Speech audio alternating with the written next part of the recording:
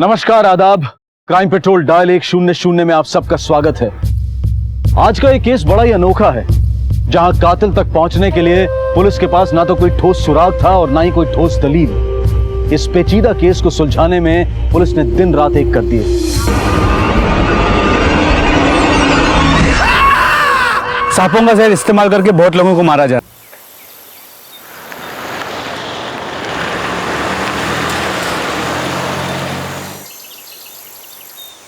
काय रे, होतंय का? अनबाई, हाँ बन तू अंदर सांभाळून जा. बटन चालू करा. वाह, हाँ हो गया आनंद भाई. हाँ अपना काम हो गया. अंदर. अरे आनंद दादा, अरे आई बाबा की शादी की सालगिरह है, ऐसे काम के पैसे थोड़ी लूंगा. नहीं नहीं, ये तो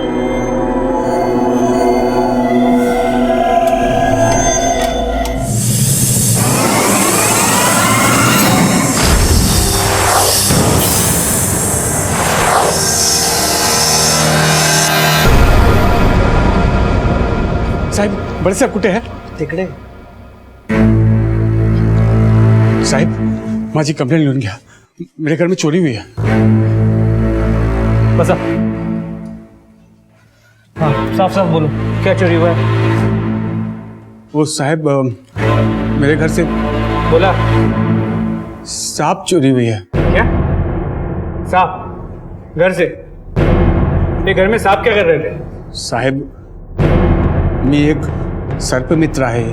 सांपों के बारे में लोगों के मन में काफी गलतफहमियां होती हैं, जिस वजह से काफी सांप बेवजह मारे जाते हैं. मैं उनकी जान बचाने की कोशिश करता हूं साहब. आज तक 30,000 से ज्यादा सांपों की जिंदगी बचाई है मैंने साहब. वो सब तो ठीक है, लेकिन ये सांप को घर में क्यों रख रहे हो? कोई गलत इरादा तो नहीं है? अरे नहीं नहीं साहब, कोई गलत इरादा नहीं है. मैं लोगों में जागरूकता बढ़ाने के लिए स्नेक कैंप्स करता हूँ. तो भाइयों, सांपों के बारे में हम सबको बहुत सारी गलतफहमियां होती है कि सांप काट देते हैं, सांप इंसानों को नुकसान पहुंचाते हैं, लेकिन ये सच बात नहीं है. सांप इंसान के दोस्त होते हैं. वो कभी किसी को तकलीफ नहीं पहुंचाते जब तक आप उनको तकलीफ ना पहुंचाए. हमारे देश में कई प्रकार के सांप मिलते हैं. उसमें से एक प्रजाति है नाग, किंग कोबरा. इनका जहर बहुत तेज होता है, लेकिन ये कभी भी पहला हमला नहीं करता.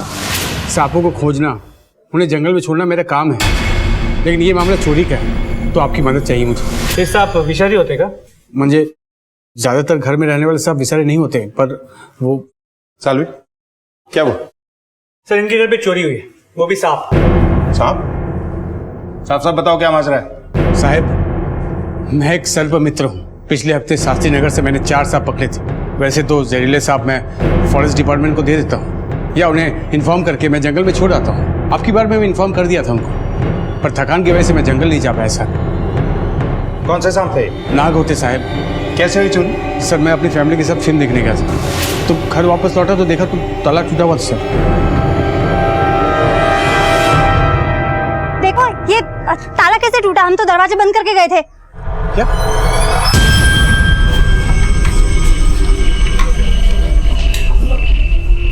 घर तो ठीक ठाक सा है. मेरे सांप.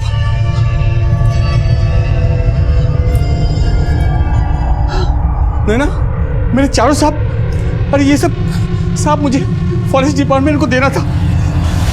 घर से कुछ और भी चोरी हुआ है? नहीं साहब, सिर्फ 4 सांप.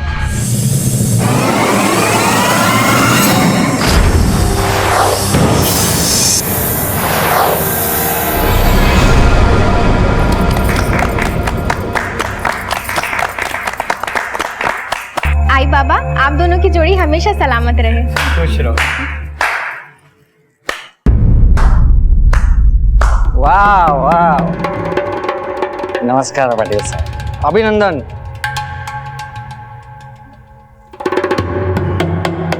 Congratulations Mrs Patil. अच्छे लगे, एकदम लक्ष्मी नारायणाचा जोडा दिसतो बरं का. हो, लक्ष्मी से अरे लक्ष्मी सामने, लक्ष्मी जी. अरे लक्ष्मी जी, गिफ्ट नहीं लाई तू? नहीं लाई? Sorry Mrs Patil, no gift.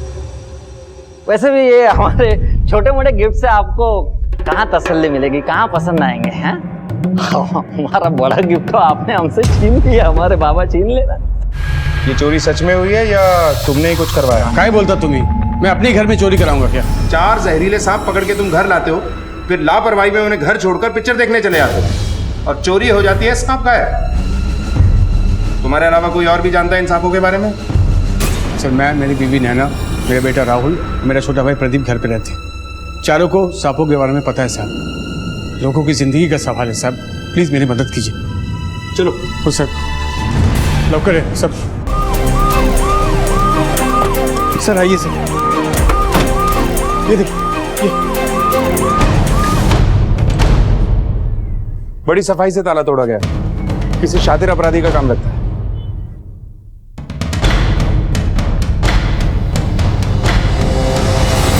Sir आइए।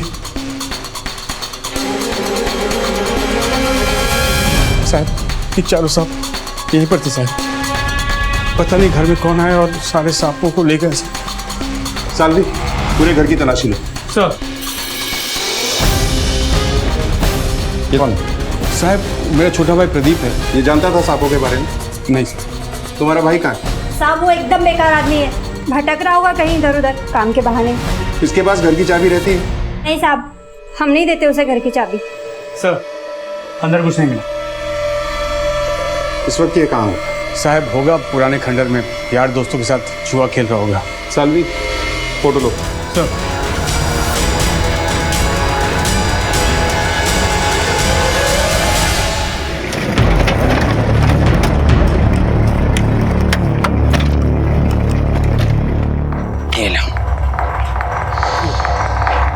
मेरा तो यार नसीब खराब है यार, दोबारा पट्टे मातो यार।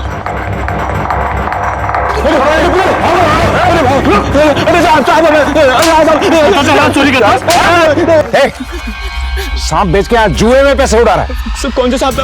साहब मुझे कुछ नहीं पता था सांप के बारे में। देख, तेरे भाई दिलीप ने रिपोर्ट लिखाई है, उसके घर से सांप चोरी हुए, वो भी 4-4। अच्छे दाम मिले होंगे ना सांपों के? किसको बेचे सांप? तस्करी करता है सांपों की। साहब मैंने कोई सांप की चोरी नहीं की है, ये सांप की चोरी वाली बात तो मुझे आपसे पता चली है सर। दिन भर कहाँ था तू?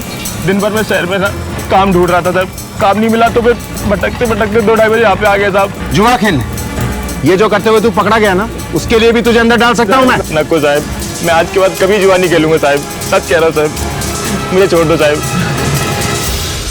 हमारे देश में सांपों को लेकर कई मान्यताएं हैं। कहीं श्रद्धा से इन्हें पूजा जाता है तो कहीं अंधश्रद्धा के घेरे में जकड़ा जाता है। पर बावजूद इसके स्नेक बाइट से मरने वालों में लगभग 50% मौतें हमारे ही देश में होती हैं। शायद इसी वजह से रिहायशी इलाकों में सांपों को देखते ही लोग उन्हें मारने पर उतारू हो जाते हैं। लेकिन सभी सांप जहरीले नहीं होते हैं। हमारे देश में मिलने वाली सांपों की अनेक प्रजातियों में से सिर्फ 4 जहरीली हैं। लेकिन सांपों को मारना भी जुर्म है और इसके लिए सजा भी हो सकती है।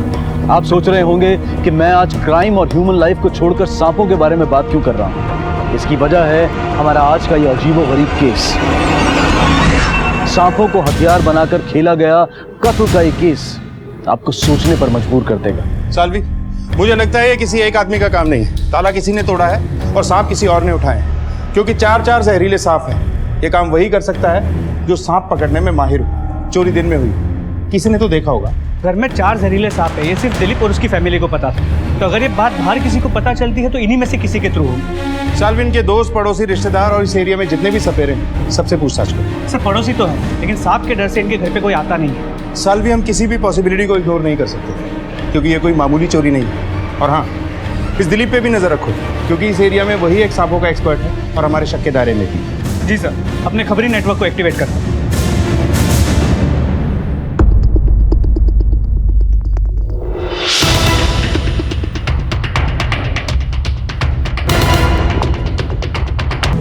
तुमचा अंदाजा बरोबर है, स्नेक बाइट। लगता है रात को ही मरा है। सर जिन सांपों की चोरी हुई थी, ये उनमें से किसी सांप का काम तो नहीं? हो सकता है। दिलीप का घर यहाँ से 2 किलोमीटर की दूरी पर। कहीं ऐसा तो नहीं कि चोर से कोई सांप छूट गया हो? सालवी, फॉरेस्ट डिपार्टमेंट से संपर्क करो और उन्हें इस घटना की जानकारी दो। सर कोई जानता है ये यहाँ कब से था?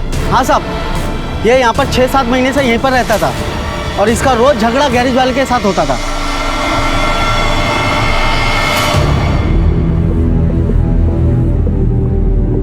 सालवी, बॉडी को पोस्टमार्टम के लिए भेजो, वहीं से डिटेल्स पता चलेंगी। सर जहरीले सांपों की चोरी और इस भिखारी की मौत के बीच में क्या कोई कनेक्शन था? पुलिस इस केस में तुरंत कूद पड़ी, क्योंकि ये कोई आम चोरी नहीं थी, बल्कि जहरीले सांपों की चोरी थी, जिससे एक की मौत हो चुकी थी और आगे अभी न जाने क्या क्या होना बाकी था।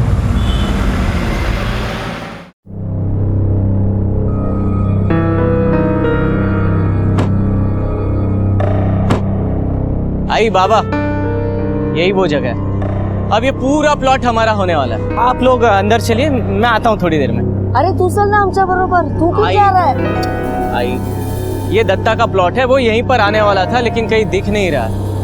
मैं उसे जरा गांव में देख कर आता हूँ।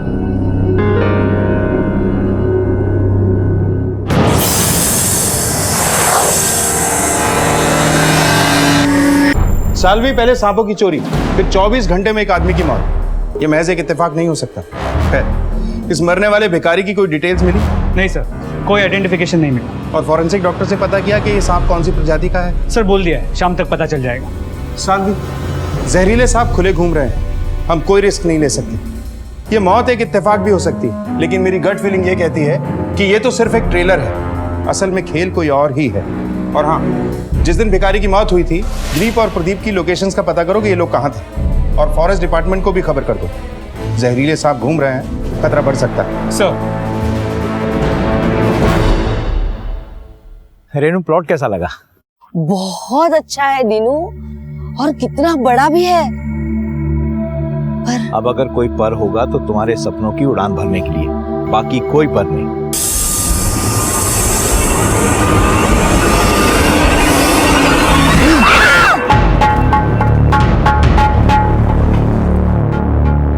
दुकान के मालिक तुम ही हो? हाँ जी। तूने ही मारा है ना उसे?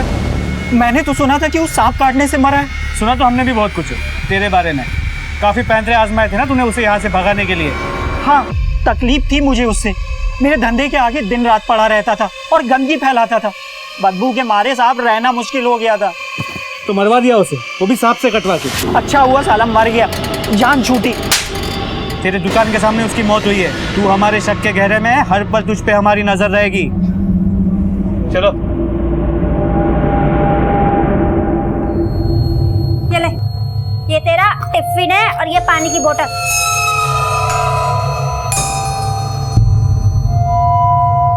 अरे, सांप के काटने से भिखारी की मृत्यु? ये देख, ये देख, तेरे बाबा का नाम आ गए। आप कहाँ थे? ये देखो, ये क्या लिखा है, और इसमें आपका नाम। बाबा, अब क्या आपको पुलिस पकड़ लेगी? एक बस तू, मैंने क्या किया जो पुलिस मुझे पकड़ के लेके जाएगी? हाँ, तू स्कूल जा, जा स्कूल, मेरा स्कूल लेके जा। बरोबर, चल चल। और संभल के जाना। हाँ हाँ, वापसी में लेके आऊंगा उसे। ठीक है।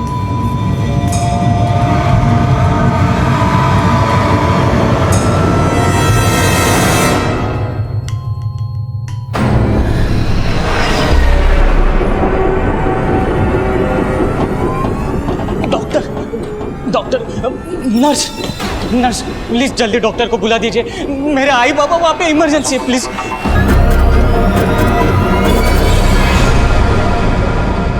देखिए, इन दोनों पेशेंट्स को बहुत क्रिटिकल हालत में लाया गया था। दिनकर पाटिल तो डेड ऑन अराइवल थे, उनकी पत्नी रेणुका, उनमें थोड़ी जान बाकी। हम उन्हें बचाने की पूरी कोशिश कर रहे हैं। और इंस्पेक्टर साहब, ये स्नेक बाइट्स का अनयूजुअल केस है। एक और स्नेक बाइट केस? लेकिन ये अनयूजुअल है, ये एक्सीडेंटल स्नेक बाइट नहीं है, कुछ और ही है। देखिए, जनरली स्नेक बाइट हाथ या पैरों पे होता है। डॉक्टर साहब, कोई अंदाजा है कि कौन से सांप हो सकते हैं? देखिए, जहाँ तक मेरा अनुभव है, ये नाग हो सकता है। मेरे घर से सांप चोरी हुई है। कौन से सांप थे? नाग होते साहब। और बाकी डिटेल्स तो हमें पोस्टमार्टम में मिल ही जाएंगी। Thank you doctor. Patil family से यहाँ कोई है क्या? जी सर, कहीं हम लोग ही हैं। क्या हुआ था?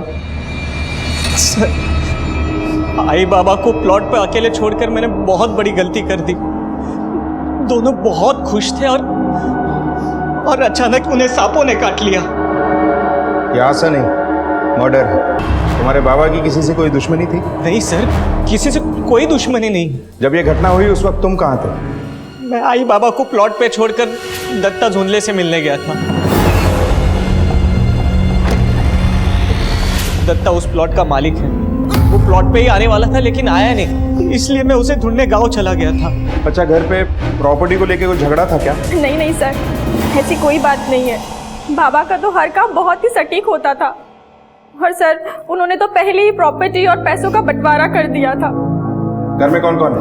हम दो भाई, ये मेरी वाइफ हर्षा और ये मेरे छोटे भाई स्वानंद की वाइफ मनीषा। तुम्हारा पति कहाँ है? सर वो बाबा ने दूसरी शादी की थी ना, तो उनका और रेणुका माँ का नहीं जमता था, तो वो नहीं आए। हमें मौका वारदात पे ले चलो। जी सर।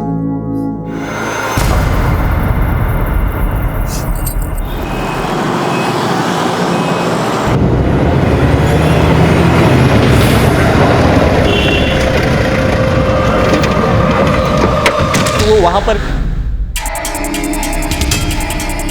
मैं जब आया तब आई बाबा यहीं पर मिले सर। वाकई दत्ता को ढूंढने गए थे या? सर हम लोग सच्ची में दत्ता को ही ढूंढने गए थे। सालवी,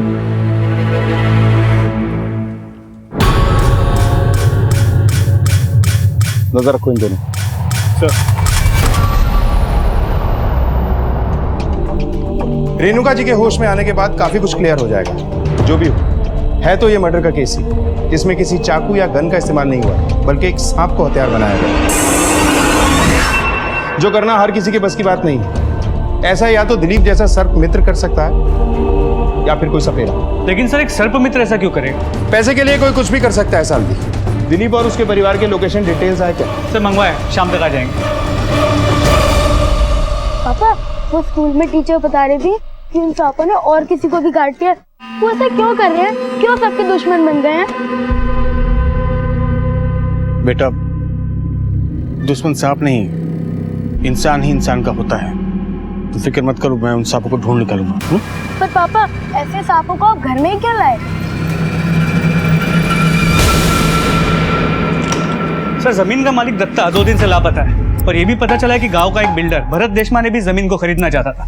इसीलिए उसने दत्ता को धमकी भी दी थी कि जमीन किसी बाहर वाले को ना बेचे। सालवी, इस भरत देशमाने को थाने बुलाओ।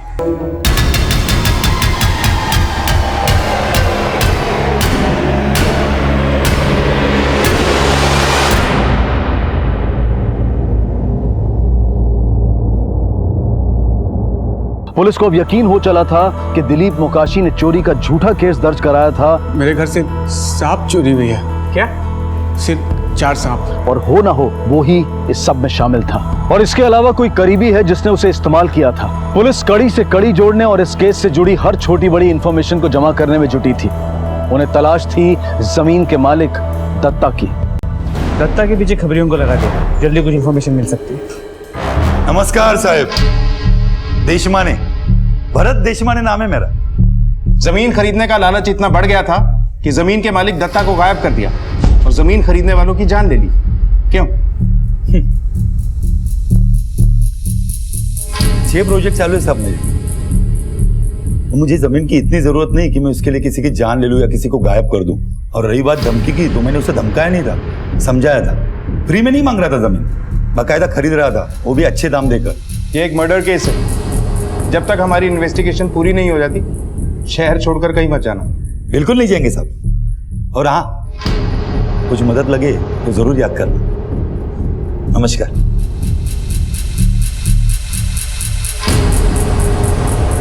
कॉल रिकॉर्ड क्लीन होने का मतलब ये नहीं कि आदमी क्लीन है। नजर रखो इसको। एक एक आदमी से पूछताछ करो, पता करो क्या उस दिन कोई दूसरी गाड़ी भी गई थी उस तरफ। वैसे तो हमारे शक के दायरे में आनंद और सूर्य है, मगर फिर भी शायद कुछ हाथ लग जाए। पूरी फैमिली का रिकॉर्ड चेक करो। सर पुलिस ने पाटिल परिवार के सभी सदस्यों पर कड़ी नजर रखी और एक एक पहलू की बारीकी से जांच की। सर एक अहम सुराग हाथ लगा है। क्या? पूरे पाटिल फैमिली के कॉल रिकॉर्ड को चेक किया। स्वानंद, उसकी पत्नी मनीषा और आनंद की पत्नी हर्षा, इन तीनों के कॉल रिकॉर्ड्स क्लियर है। लेकिन आनंद के कॉल रिकॉर्ड्स में सर्प मित्र दिलीप मोकाशी का नंबर मिला है। सालवी, इस आनंद पे मुझे पहले से शक था।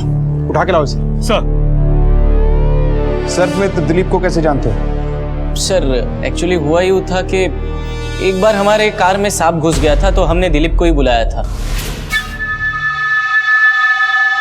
बाबा ने उसे खुश होकर इनाम भी देना चाहा, लेकिन उसने लेने से इनकार कर दिया। बोल रहा था कि अगर हेल्प ही करनी है तो उसे एक नया लैब ओपन करना था, उसके लिए हेल्प करें। तो लैब के लिए पैसे का लालच देकर दिलीप से ही अपने बाप को मरवा दिया तुमने? सर ये आप क्या बोल रहे हैं सर? मैंने ऐसे कुछ नहीं किया सर। क्या किया है, कैसे किया है, सब सामने आ जाएगा।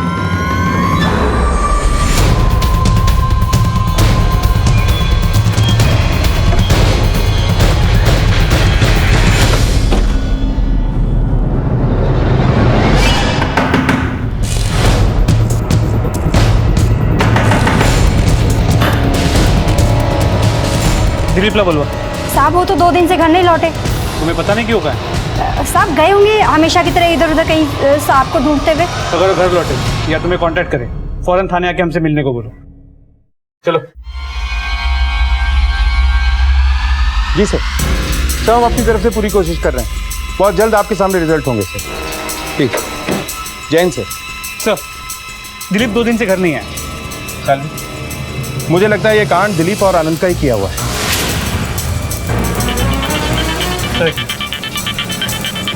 हेलो, ठीक है सर, दत्ता का पता चल गया।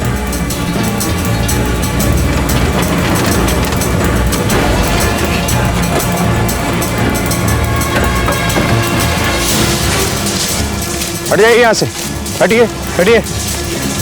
दिनकर पाटिल के मर्डर स्पॉट से थोड़ी ही दूर पर जमीन के मालिक दत्ता की लाश का मिलना एक बहुत बड़े षड्यंत्र की तरफ इशारा करता है। सर, दिलीप की कोई इन्फॉर्मेशन नहीं मिली। हमारी टीम उसे अब भी तलाश रही है। सांपों को बिल से निकालते निकालते क्या खुद भी किसी बिल में छुप कर बैठ गया?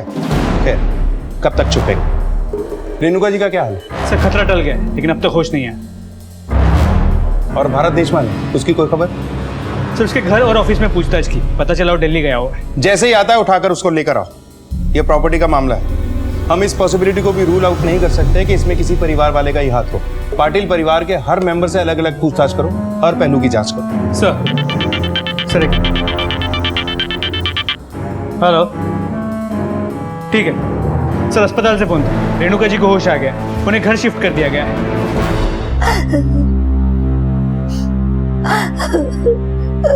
भाई संभालिए अपने आप को। रेणुका जी, हमें अफसोस है कि आपके साथ इतना बड़ा हादसा हुआ। अब प्लीज हमें बताइए कि कैसे हुआ ये सब। कौन लोग थे वो? क्या आप उन्हें जानती हैं? क्या आपने कोई ऐसी बात महसूस की जो हमें उन तक पहुंचने में हमारी मदद करे?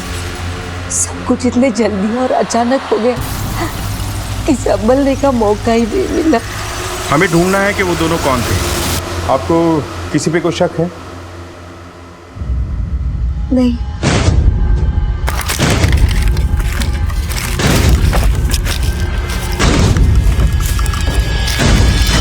सर, दत्ता की पोस्टमार्टम रिपोर्ट, इसके मुताबिक उसके मरने का दिन और वक्त वही था जब दिनकर पाटिल की मौत हुई थी।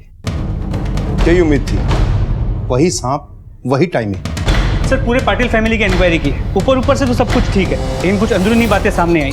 जैसे उस प्लॉट पे रेणुका जी का सपना था कि एक बड़ा सा इंटरनेशनल स्कूल बने, और वो सपना पूरा करने के लिए दिनकर जी अपनी पूरी पूंजी लगाने की सोच रहे थे। 2 बेटे हैं, दौलत हाथ से न निकल जाए इसलिए बाप को मरवा दिया। इन दोनों भाइयों के बारे में क्या पता चला? सर, बड़ा बेटा आनंद बड़ा ही शातिर और समझदार, उसने अपने लिए एक अलग सा घर बना भी लिया। उसकी बीवी हर्षा बड़ी सीधी सादी। छोटा बेटा स्वानंद नशे का आदी, हमेशा नशे में धुत रहता है, अपने लिए कभी कुछ कर नहीं पाया। उसकी बीवी मनीषा, स्वानंद उसे हमेशा मारता पीटता है, इसलिए वो हमेशा चुपचाप रहती है, किसी से ज्यादा बातचीत नहीं करती। उठाओ सबको। सर, बाबा ने सारी प्लानिंग मुझसे बताकर ही की थी। मुझे कोई प्रॉब्लम नहीं थी क्योंकि उन्होंने घर के लोगों को ही स्कूल के ट्रस्टी बनाने का फैसला किया था। सर, बाबा का फैसला एकदम सही था। वो आई का सपना पूरा करना चाहते थे, उनके लिए स्कूल खोलना चाहते थे। वो सबके लिए एक जैसा सोचते थे सर। हमारे घर में हर कोई अपने बारे में सोचता था सर। बाबा मुझे हमेशा मारते थे, लेकिन वो भी क्या करते, मैं था ही नालायक बेटा। सर, मेरे पति दिल के खराब नहीं है, पर शराब की आदत ने उन्हें इतना बिगाड़ दिया है कि हर रोज मारपीट की आदत हो चुकी है उनकी। बाबा की तो आदत ही थी सर, एक बार जो बात ठान लेते थे उसे वो पूरा करके ही मानते थे। भाई के सपने को उन्होंने अपनी जिंदगी का मकसद ही बना लिया था। मकसद तो नेक था, लेकिन सर किसी ने नहीं सोचा था कि ये सब हो जाएगा। अगर ये मर्डर है तो घर वालों में से कोई मर्डरर नहीं हो सकता।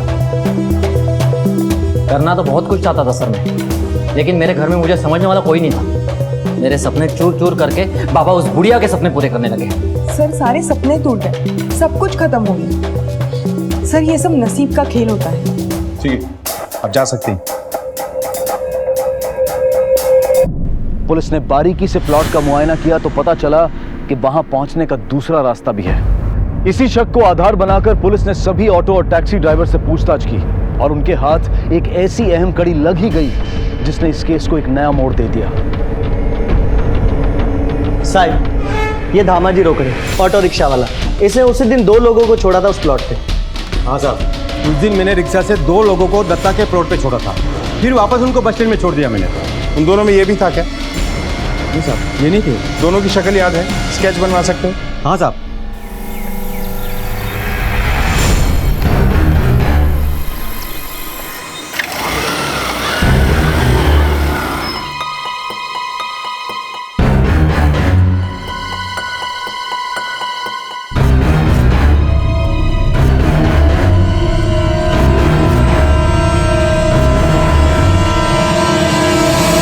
तो जिस तरह बाइक को पीछे से टक्कर मारी गई है, लगता नहीं कि एक्सीडेंट का केस हो ना हो ये मर्डर। सर इसे किसी बड़ी गाड़ी ने पीछे से उड़ाया है। आसपास के लोगों से पूछताछ करो, शायद किसी ने कुछ देखा हो, कोई गाड़ी वाड़ी। एक ही परिवार के लोगों का बारी बारी से मारा जाना तो कोई इत्तेफाक नहीं हो सकता। लेकिन समझ में नहीं आता स्वानंद को कोई क्यों मारे। उसका होना ना होना किसी को कोई फर्क तो नहीं पड़ता। जिस तरह से ये मर्डर्स प्लान किए गए, लगता है बहुत ही शातिर खिलाड़ी का काम है। पता करो कि घर वाला कोई किसी सुपारी किलर के कांटेक्ट में तो नहीं। और हाँ, बॉडी को पोस्टमार्टम के लिए भेजो। सर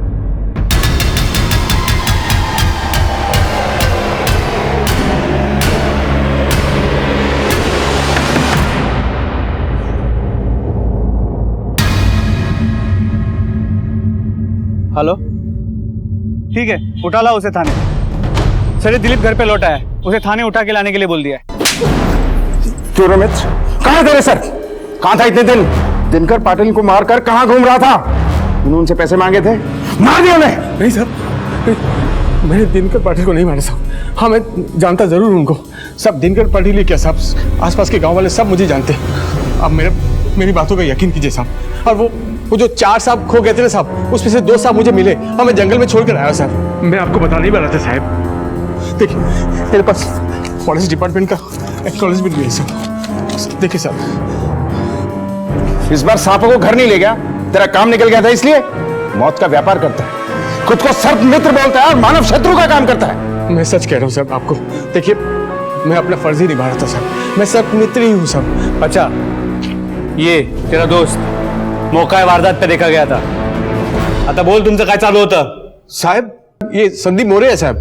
कुछ साल पहले मेरे साथ सांप पकड़ने में मेरी मदद करता था साहब, और उनकी देखभाल भी करता था साहब। कहाँ मिलेगा ये संदीप मोरे?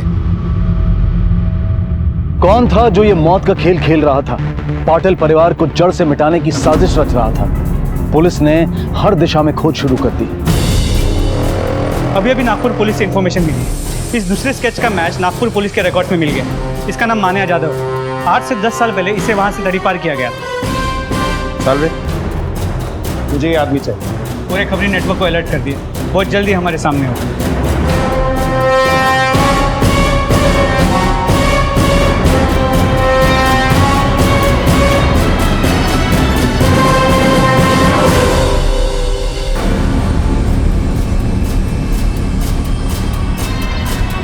साहब, आपने जिसका स्केच दिया था वो बस्ती में आ गया है।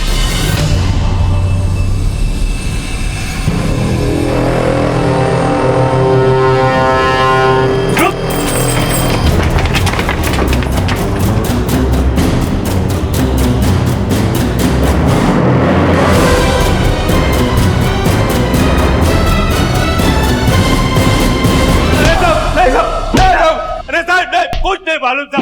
सालवी, हटाओ, हट। बोल बोल। क्या है साहब, बस का क्या किया है मैंने साहब? कुछ नहीं किया तो भाग क्यों रहा था? इधर को भागा साहब मैं, वो तो बस राउंड अप भी निकला था साहब। देख मन्या, तेरे बचने का कोई रास्ता नहीं है। बेहतर होगा कि चुपचाप बता दे कि दिनकर राव पाटिल और स्वानंद पाटिल को क्यों मारा।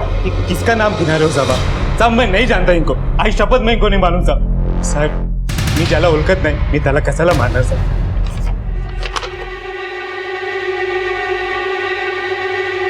ये तू ही है ना? गंगापुर से शिवड़गांव तेरा भूत गया था, जिस ऑटो में तू गया था ना, उसी ने ये स्केच बनवाया। गंगापुर शिवलगांव आज तक मैं नहीं गया सर। सब जरूर आप लोग को कुछ गलत फहमी हुई सर। सर ये मोटी चमड़ी का है, ऐसा नहीं मानेगा। सालवी, कानून के डंडे के आगे हर चमड़ी पिघल जाती है।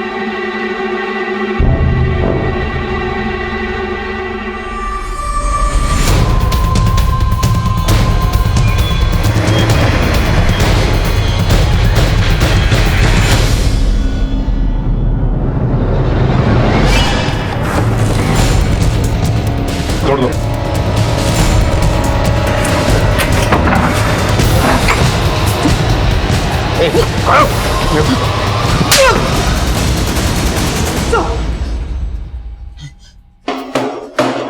चल, अब सच बता, वरना तेरी खाल खींच लूंगा। बोल। हाँ साहब, मैंने किया सर। कैसे किया वो बोल। ये संदीप मोरे सर्प मित्र दिलीप के पास काम करता था साहब। इसे सांपों के बारे में थोड़ा कुछ पता था, तो मैंने ये सोचा कि वो लोगों को मैं सांप से ढसवा के मारूंगा तो पुलिस को मुझ पर कभी शक नहीं होगा।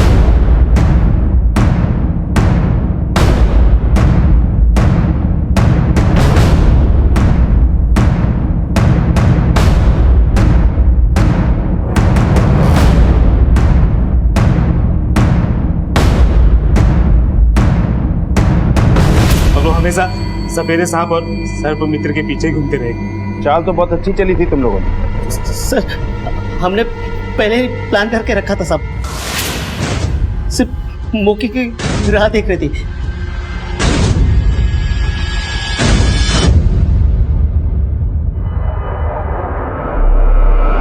उस रास्ते के भिखारी से क्या दुश्मनी थी? उसे क्यों मारा?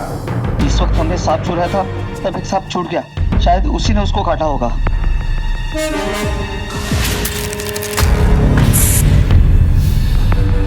दत्ता को क्यों मारा? एक बेजुबान जानवर को बदनाम करके अपना उल्लू सीधा कर रहे हो तुम लोग। किसके कहने पे किया ये सब? किसके कहने पे किया ये सब? क्यों किया ये सब? मेरा पति औरतों को पैर की जूती समझता था सर। लोगों को बाहर से ये घर स्वर्ग जैसा लगता था, लेकिन मेरे लिए नर्क से बदतर था। शिकायत तुम्हें अपने पति से थी, फिर दिनकर पाटिल और रेणुका पाटिल पर हमला क्यों करवाया? सर, मेरे सास ससुर कभी मेरा साथ नहीं दिया, हमेशा अपने उस शराबी बेटे का साथ दिया। बाबा, इन रोज रोज की किटकिट और मारपीट से मैं परेशान हो गई हूँ। और कितने दिन से हूँ मैं ये सब। एक पत्नी होने का हक कभी नहीं दिया उन्होंने मुझे। आई बाबा, आप ही उन्हें क्यों नहीं समझाते कुछ? मैं हार गई उनसे। अब हार तो हम गए सुन भाई, और इसमें भी सिर्फ तुम्हारा दोष है। मर्द के पांव उस वक्त डगमगाते हैं जब औरत में काबिलियत नहीं होती उसे बांध के रखने की। तुमसे ज्यादा उसे शराब में सुख मिलता है, इसलिए तुमसे दूर रहता है। मनीषा, पति को बांधना औरत का काम होता है और तुम उसमें फेल होती जा रही हो। स्वानंद को क्यों मरवाया? सर, उसे नहीं मारती ना तो वो एक दिन मुझे मार देता था। बाबा के मरने के बाद स्वाहिन मुझे और भी परेशान करने लगा था। माना कि तुमने बहुत कुछ सहा है, झेला है, लेकिन इसका यह हल हरगिज नहीं था जो तुमने किया। जो जहर तुमने दूसरों की जिंदगी में घोला है ना, अब अपराध का वही जहर तुम्हारी बाकी की जिंदगी में घुल गया है।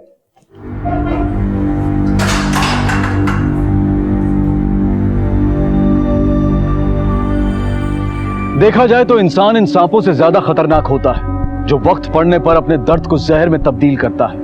ऐसे में दर्द देने वाला और उस दर्द से छुटकारा पाने के लिए जुर्म का रास्ता इख्तियार करने वाला दोनों ही दोषी होते हैं। यह दर्द ही हमारे जीवन में जहर भरता है और इसीलिए हमें इस जहर का पुख्ता इलाज ढूंढना चाहिए। दिलीप मोकाशी ने पुलिस की पूरी मदद की और वो आज भी सांपों की रक्षा के लिए कार्यरत है और लोगों के मन से सांपों का भय निकालने के लिए कैंप्स का आयोजन करता है। मनीषा की नाकाम शादीशुदा जिंदगी के मामले में दिनकर और रेणुका ने मनीषा को ही दोषी ठहराया, जिसका नतीजा मनीषा की नफरत के रूप में सामने आया और उसने बदले की आग में अपना ही घर जला दिया। दूसरों को मौत बांटने वाली मनीषा जेल की सलाखों के पीछे है। जिस जहर से उसने खुशियां खोजने की कोशिश की, वही जहर उसकी जिंदगी में घुल गया। इस जहर भरी जिंदगी से अगर कोई छुटकारा हो सकता था तो वो था इस विकृत सोच से छुटकारा।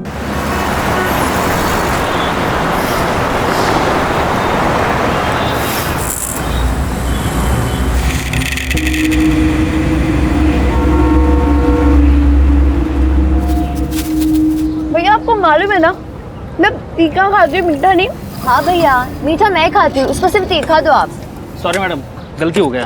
कोई बात नहीं भैया, वैसे भी अलेक्जेंडर पोप ने कहा है, टू एयर इज ह्यूमन, यानी इंसान गलतियों का पुतला होता है। क्या मैडम आप भी पोप का बोल के पपलू बना रहे हो ना मेरा।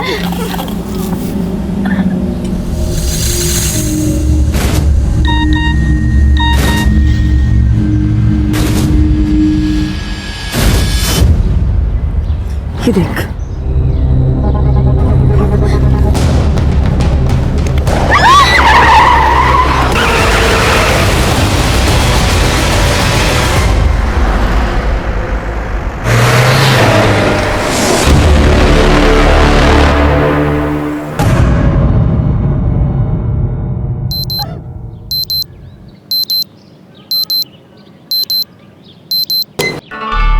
नहीं चाची जी, मैं बस मजाक। ठीक है, जल्दी से चाय पियो और रेडी होकर बाहर आ जाओ। तुम्हारे चाचा जी को तुमसे बात करनी है।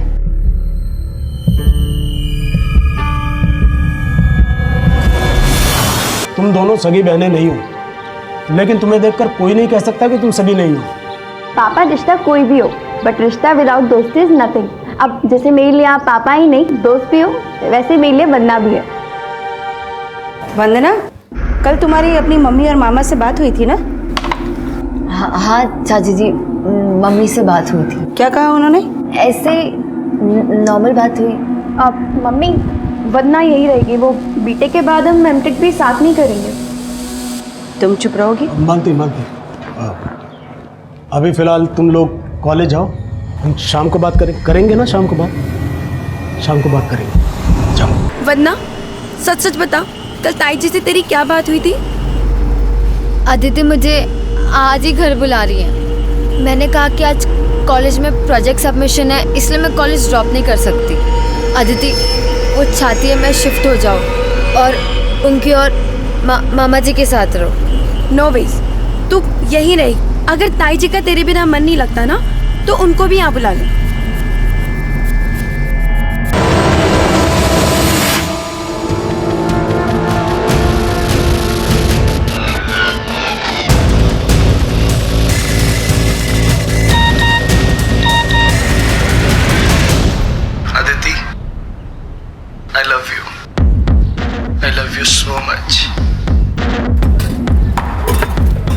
अदिति, क्या हुआ? ये देख,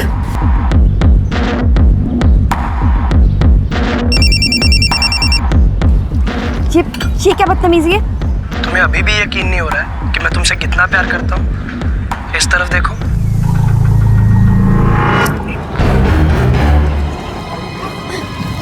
अदिति नहीं, इसके मुंह लग के कोई फायदा नहीं है। हम ना घर जाते हैं और चाचा जी को सब कुछ बताते हैं।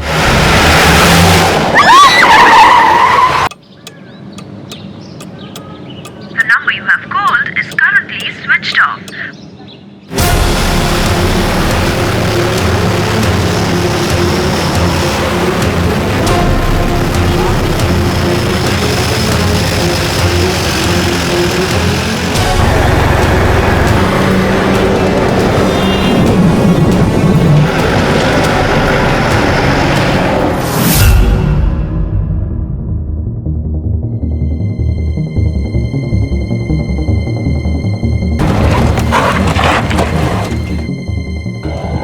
सर, मैंने ही फोन किया था आपको, यहीं किडनैपिंग हुई है। हाँ सर, हम लोगों ने रोकने की भी कोशिश की, लेकिन उन चारों में से एक के पास गन थी। ये देखिए सर वीडियो।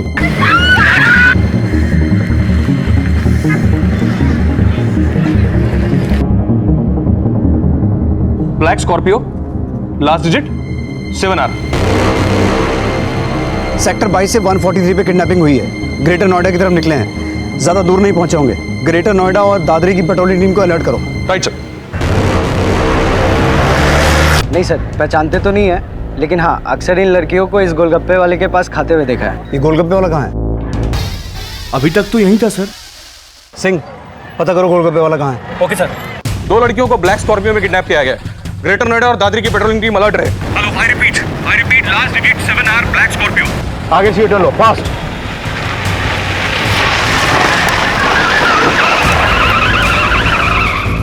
जल्दी आगे ले लो।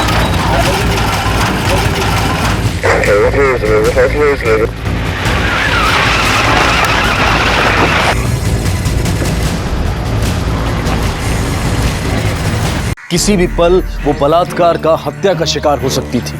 उनके अपहरण का मंजर एक चश्मदीद ने अपने मोबाइल फोन में रिकॉर्ड कर लिया था और देखते ही देखते वो वीडियो वायरल हो गया, एक ब्रेकिंग न्यूज बन गया। इस वायरल वीडियो ने पुलिस और प्रशासन दोनों को सकते में डाल दिया था और इस केस की कमान तुरंत नोएडा के एसएसपी को सौंप दी गई और दोनों लड़कियों को सही सलामत बचाने की अफरा तफरी के बीच अपहरणकर्ताओं को भी इस वायरल वीडियो की खबर मिल गई। जैन सर, सेक्टर 22 के किडनैपिंग केस का क्या स्टेटस है? सर ग्रेटर नोएडा और दादरी की सभी पेट्रोलिंग टीम्स अलर्ट पे हैं, लेकिन अभी तक कोई अपडेट नहीं आया। वीडियो वायरल हो चुका है। ग्रेटर नोएडा और दादरी नहीं, हापुड़ तक अलर्ट भेजो और दिल्ली के बॉर्डर्स के आसपास जितने भी चेक पोस्ट हैं, सब के सब सील कर दो। ये काम किसी गैंग का लगता है। ये किडनैपर्स व्हीकल चेंज करके डायरेक्शन चेंज करने की भी कोशिश करेंगे। मुझे तो लगता है ये ब्लैक स्कॉर्पियो जो है, ये भी चोरी की हो सकती है। लेकिन सर नोएडा, गाजियाबाद, मेरठ और दादरी के सभी पुलिस स्टेशन में ब्लैक स्कॉर्पियो चोरी होने की कोई कंप्लेंट नहीं है। मैं दिल्ली की पुलिस से कांटेक्ट करता हूँ। तब तक तुम पूरी कोशिश करो ये पता लगाने की कि ये लड़कियां कौन है। शायद उनके पेरेंट्स से बात करके किडनैपर्स की कोई लीड मिल सके। जी सर। मालती, मालती। अरे कहाँ थे आप? हाँ, मैं कब से आपको फोन लगा रही हूँ, फोन क्यों नहीं उठा रहे थे? फोन? अरे यार दुकान पे भूला है। एक काम कर, तू जल्दी खाना लगा, मुझे तुरंत वापस जा। अरे पहले अदिति का पता करो। 2:45 बज गए, लड़कियां घर नहीं आई है। अदिति का भी फोन नहीं लग रहा है, नहीं वंदना का। रजनी में तुम्हें बाद में फोन करती हूँ। क्या?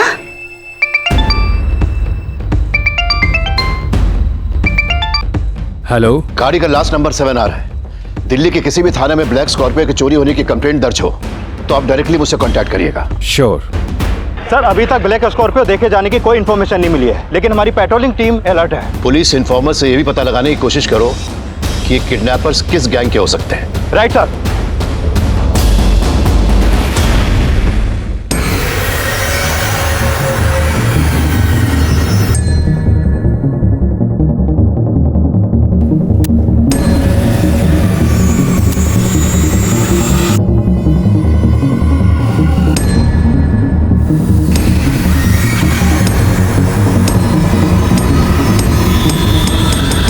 बाइक का नंबर नोट करना, UP-XX-102P। मुझे लगता है कि वीडियो में जो लड़का उस स्कॉर्पियो के पीछे गया वो जरूर उन किडनैपर के गैंग से ताल्लुक रखता है।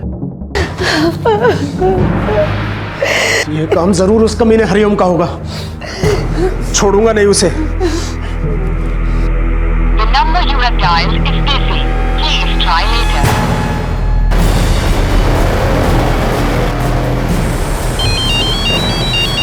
हाँ बोलो सिंह। सर वो गोलगप्पे वाला मिल गया।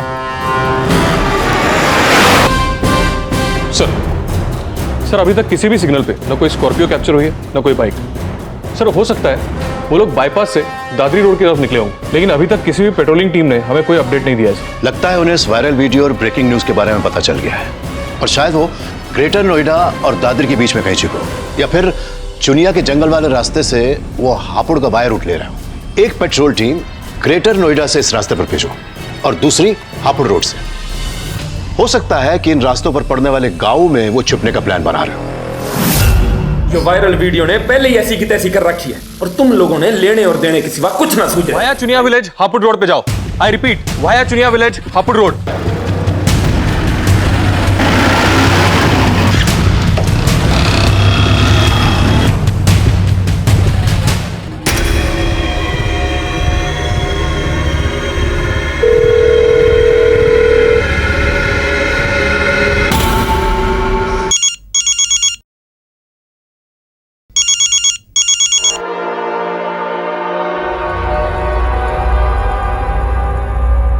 राम राम सुबोध जी। अरे भाई इस गिरे हुए को कैसे याद कर लिया आज? ये तूने अच्छा नहीं किया हरिओम। अरे बुरा तो आप चाहते हो हमारा और उल्टा हमें कोस रहे हो। अब कोसूंगा नहीं, थाने जाऊंगा और तेरी सारी नेतागिरी नहीं निकाली ना तो मेरा नाम भी सुबोध नहीं। सब माना कि वो दोनों लड़कियां अक्सर मेरे यहाँ गोलगप्पे खाने आती है, लेकिन हम ना उनका नाम जानते हैं नहीं पता। ये जो लड़का है इसे पहचानते हो? हाँ साहब, उन लड़कियों के साथ 1-2 बार देखा है मैंने इसे।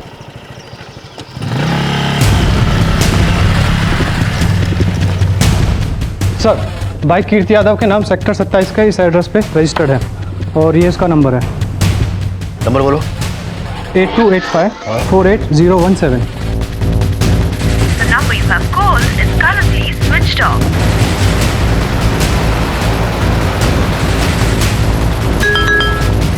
कीर्ति Yadav, flat number 16, sector 27, Noida.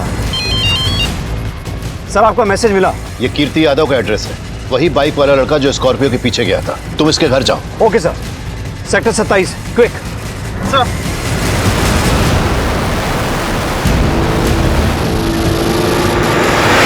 Sir, जिन लड़कियों का किडनैप हुआ उनमें से एक के फादर ने पुलिस स्टेशन में कांटेक्ट किया था। दूसरी लड़की भी उन्हीं के साथ रहती है।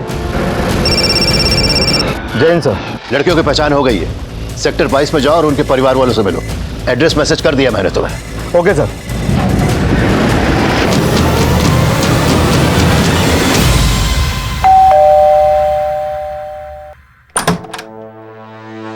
कीर्ति यादव यही रहता है? जी सर, वो मेरा रूममेट है। अभी कहाँ है वो? मालूम नहीं सर। हमें घर की तलाशी लेनी है।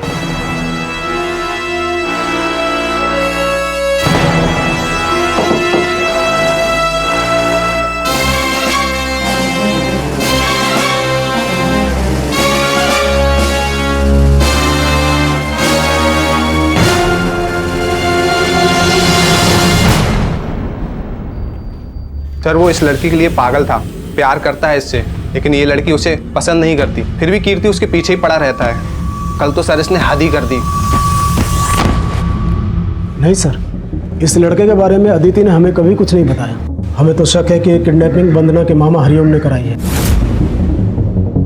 वंदना के मामा? लेकिन वंदना तो आपकी भतीजी है। तो फिर उसके मामा वंदना और आपकी बेटी अदिति को क्यों किडनैप करवाएंगे? सर वंदना के पिता यानी मेरे बड़े भाई पहले गांव में रहते थे। 5 साल पहले मैं उन्हें, सावित्री भाभी और वंदना को अपने साथ यहाँ शहर में ले आया। 1 साल पहले भाई साहब का देहांत हो गया। भाभी तो अपने भाई हरिओम के घर चली गई और वंदना को हमारे साथ यहाँ पढ़ाई के लिए छोड़ दिया।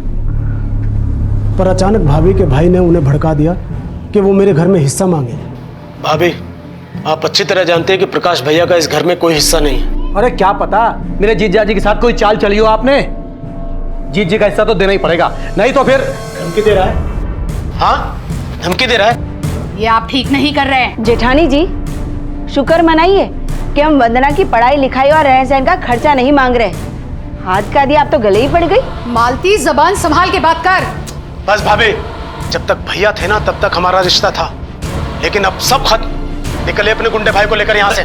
चले चल, और वंदना को भी लेकर जाइए। चल। किसी बात कर रहा तू? चल सुबह निकल यहाँ ठीक से। ना कर रहा तू, ईंट का जवाब पत्थर से दूंगा। अरे तू चल यहाँ से। अरे छोड़ूंगा नहीं, बर्बाद कर दूंगा तेरे को। छोड़ू।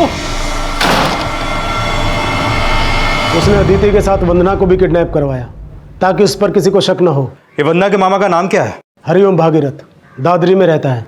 वहाँ के विधायक का बाहुबली है।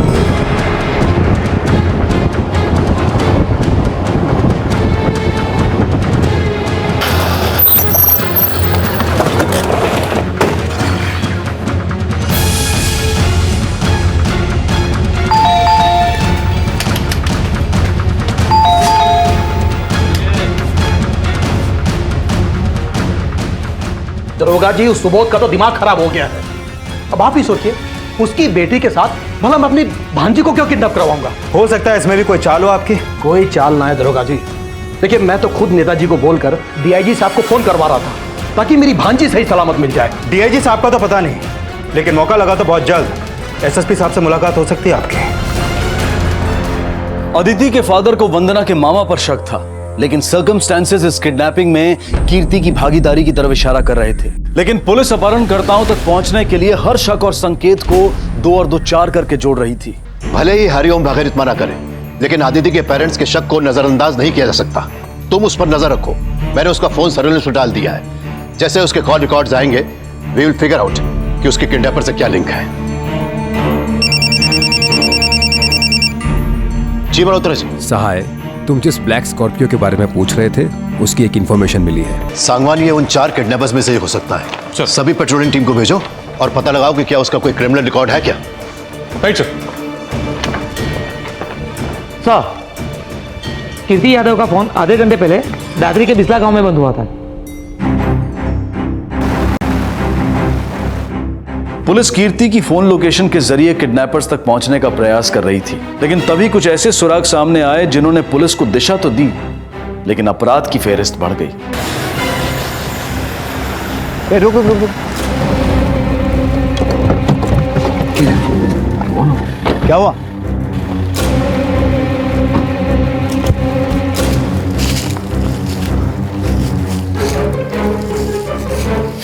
ये बाइक कीर्ति यादव की तो नहीं लगती, नंबर अलग है।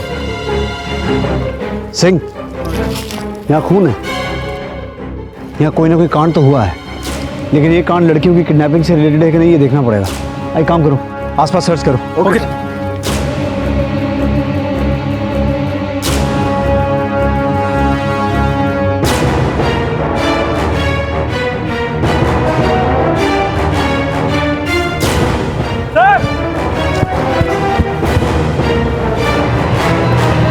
पुलिस से कंप्लेन करके तूने अच्छा नहीं किया सुबोध। क्यों? डर लग रहा है? तू समझ नहीं रहा है? अरे अदिति के साथ हमारी वंदना भी किडनैप हुई है। तू मुझे बेवकूफ समझता है क्या? अरे थू है तेरे जैसे आदमी पर। मुझसे बदला लेने के लिए अपनी भांजी को उठवा लिया।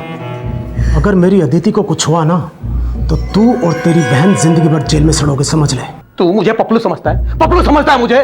तेरी धमकियों से डरने वाला नहीं हूं मैं। जो करना है कर ले जो करना है।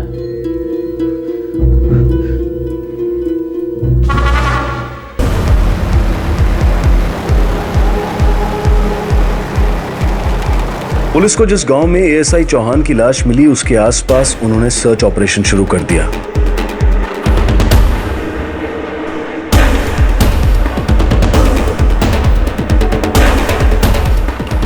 और जल्द ही उन्हें एक महत्वपूर्ण लीड मिली।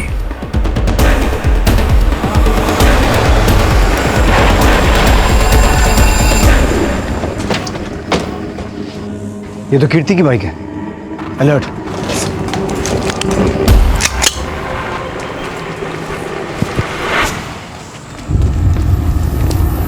संभल के, उनके पास भी गन्स है।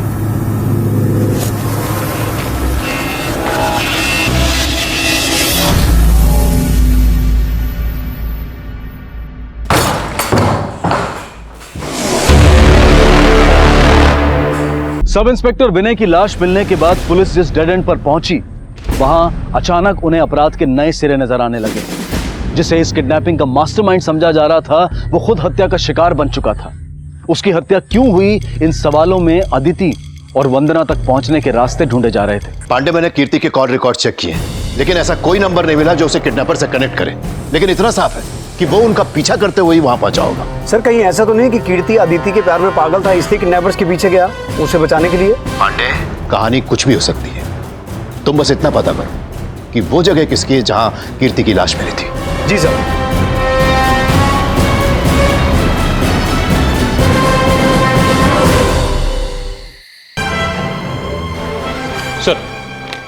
सर ब्लैक स्कॉर्पियो चोरी करने वाले का ये जो स्केच सामने आया है, इसका नाम वीरेंद्र खत्री। ये वीरेंद्र खत्री एक लूट केस में जेल भी जा चुका है। करिया गांव का रहने वाला है। मैंने इंस्पेक्टर बिष्ट को इसके गांव का पता एसएमएस कर दिया सर।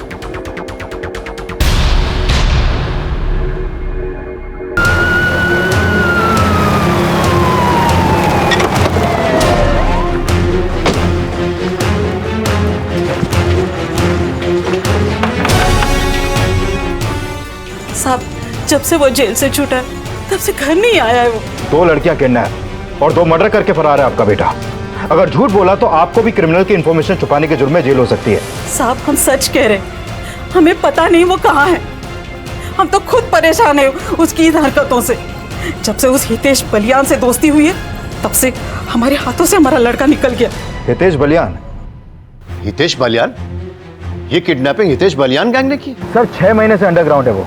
मैंने अपने सारे खबरियों को अलर्ट कर दिया। जैसे कोई इन्फॉर्मेशन मिलती है अपडेट करता हूँ आपको। हाँ पांडे, बोलो। सर, बिस्ला गांव में जिस जगह कीर्ति यादव की लाश मिली थी वो हरिओम भागीरथ के नाम पर रजिस्टर्ड है। अरे आखिर बात क्या? 1 मिनट, तूने बताई सर। अरे साहब सुनिए, साहब एक फोन तो करने दीजिए। ठीक है, कोई बात करेंगे थाने में करेंगे। अरे साहब सुनिए, मेरी बात क्या? अरे साहब देखिए साहब, जब से हितेश बलियान ब्लैकलिस्टेड हुआ तभी से मैंने उसे बॉयकॉट कर दिया है और सब मुझे फंसाया जा रहा है। इसमें हितेश बलियान के साथ साथ उस सुबोध का भी हाथ है। खुद को बचाने के लिए कुछ भी बके जा रहे हो? साहब ये सुबोध बड़ा घुमना आदमी है, मेरी बहन को जायदाद में हिस्सा नहीं देना पड़े इसलिए मुझे फंसा रहा है। जरूर सुबोध के बेटे ने उस हितेश बलियान को हायर किया होगा और साहब अदिति को इसलिए उठवाया ताकि वो लोग ना फंसे। सुबोध का बेटा? हाँ साहब, केशव नाम है उसका। हफ्ते भर पहले उसने मुझे धमकी भी दी थी फोन पे। ज्यादा हिस्सा करके मेरे पापा को परेशान मत कर। तू किसी का भी बाहुबली होगा, लेकिन मैं अपनी पे आ गया ना, तेरी बल्लियां उखाड़ दूंगा, समझा? साहब ये केशव और उसकी भाग की चाल है। पहले आपको मेरे खिलाफ भड़काया और फिर मेरे जगह पर लाश फेंकवा कर मुझे फंसा रहे हैं। साहब देखिए, मेरा कोई कसूर नहीं साहब, मैं बेकसूर हूँ, मेरा यकीन कीजिए साहब। वो सरासर झूठ बोल रहा है सर। हमारा बेटा केशव तो यहाँ रहता ही नहीं, वो तो चंडीगढ़ हॉस्टल में रहता है और वो अदिति ही नहीं वंदना को भी अपनी सगी बहन समझता है। सर सुबोध के बेटे केशव का फोन बंद आ रहा है। सांगवान, अगर हरिओम की भी इस केस में इन्वॉल्वमेंट होती तो वो लाश अपने बिस्ला वाले घर में क्यों रखवाता? सर हितेश बलियान और हरिओम भागीरथ में पहले 36 का आंकड़ा हुआ करता था। सर हो सकता है सुबोध के बेटे ने हितेश बलियान को उसके खिलाफ यूज करने का प्लान बनाया।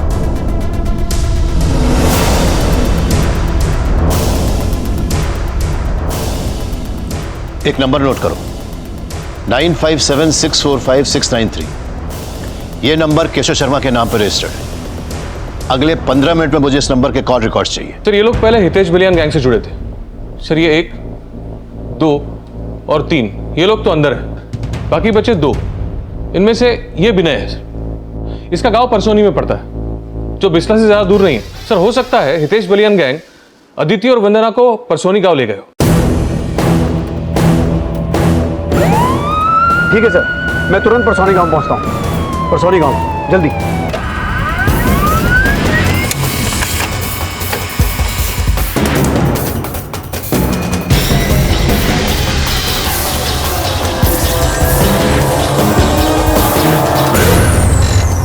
सर केशव के फोन से इस नंबर पर पिछले कुछ दिनों से लगातार बात हो रही थी। सर मैंने काफी बार ट्राई किया लेकिन ये नंबर स्विच ऑफ आ रहा है।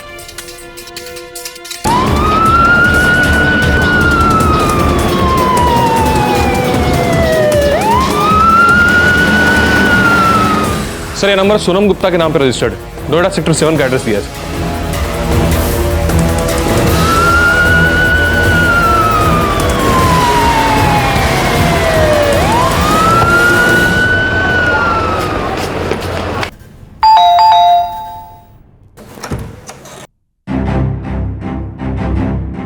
जी साहब, सोनम मेरी बेटी है। कल से वो लापता है और उसका फोन भी स्विच ऑफ आ रहा है। सर ये सोनम गुप्ता और केशव शर्मा का फोन कल रात एक ही साथ बंद हुआ था। सोनम और केशव एक ही स्कूल में पढ़ाई करते थे। स्कूल खत्म होने के बाद केशव चला गया चंडीगढ़ पढ़ाई करने के लिए, लेकिन हमें नहीं पता था साहब कि स्कूल के बाद भी ये दोनों आपस में एक दूसरे के टच में थे। और एक रोज अचानक सोनम उसे घर पे लेके आई।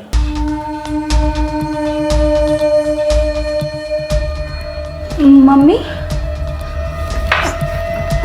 ये केशव है। साहब, सोनम केशव से शादी करना चाहती थी, लेकिन वो हमारी जाति का नहीं था, इसलिए मैंने और मेरे बेटे ने शादी से इनकार कर दिया। लेकिन साहब, वो केशव मेरी बेटी को भगा के ले गया।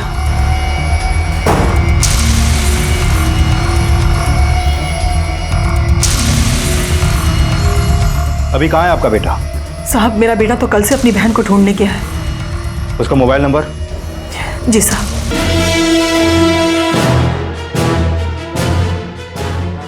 नाइन 8760987। संजय नाम है ना इसका? हाँ सर, इसकी माँ बोल रही है कि कल रात से अपनी बहन को ढूंढने के लिए निकला है और अभी मैं उसको कॉल कर रहा हूँ तो वो उठा नहीं रहा है। सर संजय गुप्ता का फोन भी परसोनी में एक्टिव है।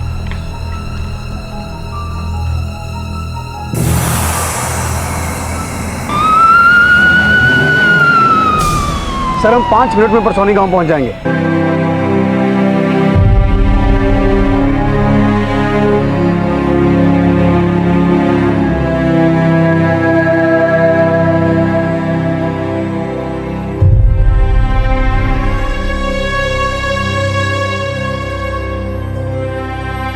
वंदना और अदिति के अपहरण के ठीक 7 घंटे बाद ही उन्हें सही सलामत बचा लिया गया।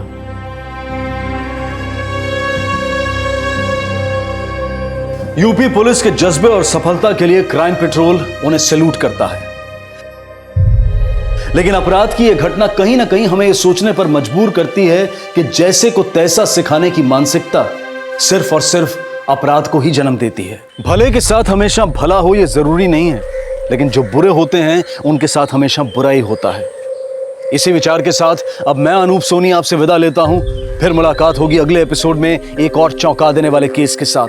तब तक अपना और अपने परिवार का ख्याल रखें और देखते रहें क्राइम पेट्रोल डायल 100। सबक एक को सीख हम सबको। जय हिंद। क्राइम पेट्रोल के और भी दिलचस्प कहानी देखने के लिए हमारे चैनल को सब्सक्राइब करें और बेल आइकॉन दबाना न भूलें।